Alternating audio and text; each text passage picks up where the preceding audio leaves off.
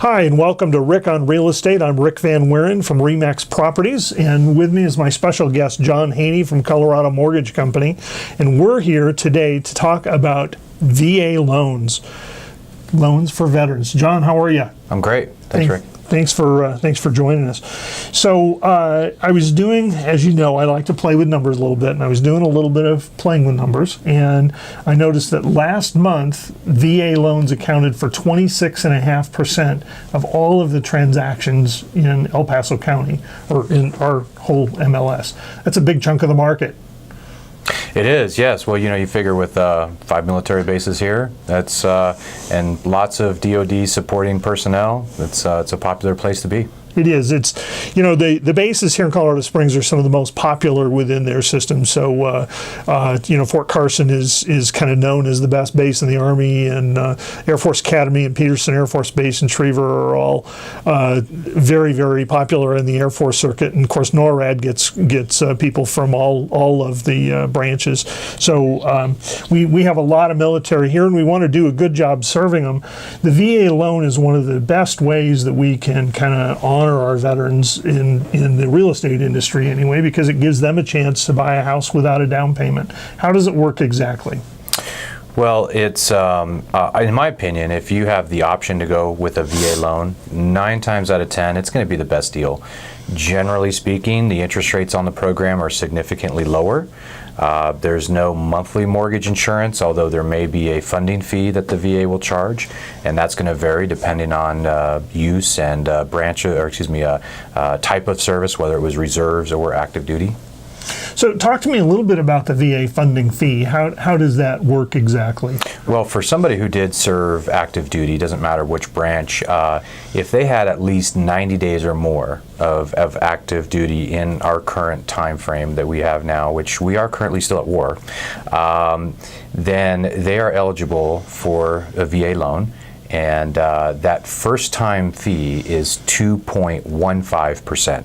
So if you borrowed $100,000, that would be $2,150, and it's financed into the loan. So your final loan amount would actually be $102,150. So a veteran does not have to pay that money out of pocket. That's correct. In fact, financed into their mortgage. Now, that also means that a veteran, when they buy a house with no down payment, actually owes more than the house is appraised for typically at the time of closing. So that's something we want to make sure our veterans are aware of, is that you do go a little bit underwater for a little bit. Although when you're talking 2% or so with appreciation like we've had this last year, even in September, the median price was up 11.2%.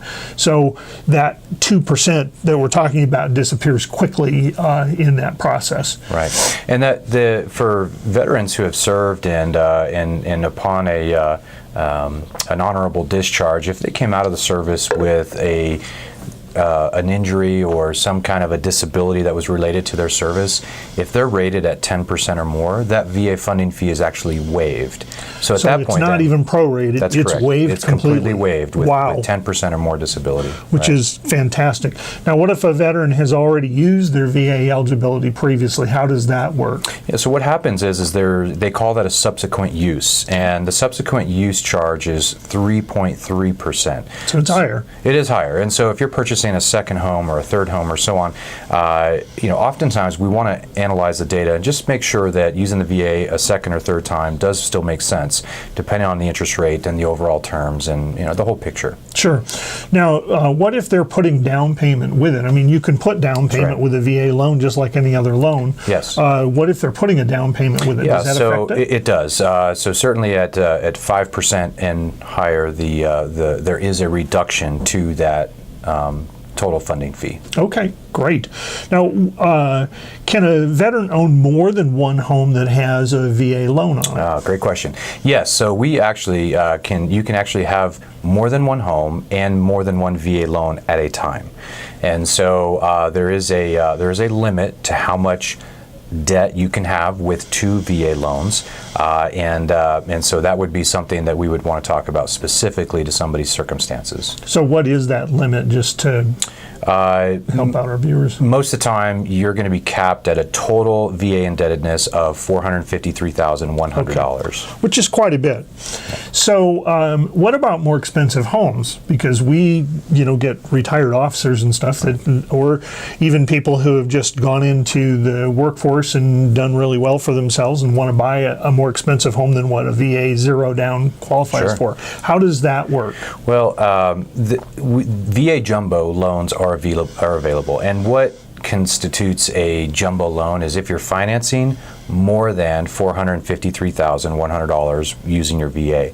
So any amount over $453,100, there is a small down payment that would be required, and it's 25% of the difference of anything over that amount. Of the difference. That's so right. If the limit is $453,000 and you were buying a house that was $463,000, that $10,000, 25% of that would only be $2,500 would be all we're talking about as far as additional down payment. So that really helps stretch buying power quite a bit for our veterans. What about qualifying for a VA loan as far as ratios and so forth? Are there any special circumstances that go into that?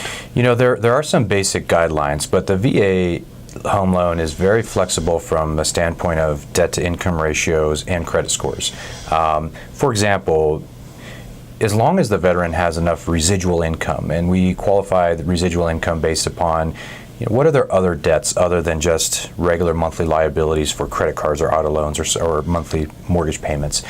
We got to make sure that they've got enough money to pay their income taxes and utilities and those kinds of things. So there's a residual income requirement that as long as they meet that based upon their family household size, then that debt ratio can be a little liberal, or it can be very liberal in some cases. So maybe over 50%.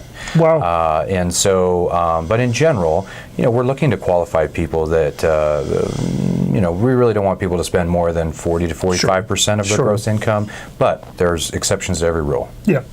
Well, we sure don't want our veterans in particular to be going deeply into debt for something, but it is helpful to know that the program has some flex, because statistically they say that renters are paying quite a bit more than the normal 40% or so that homeowners pay in total debt payments. And so we want to get our veterans in particular into a home that they own.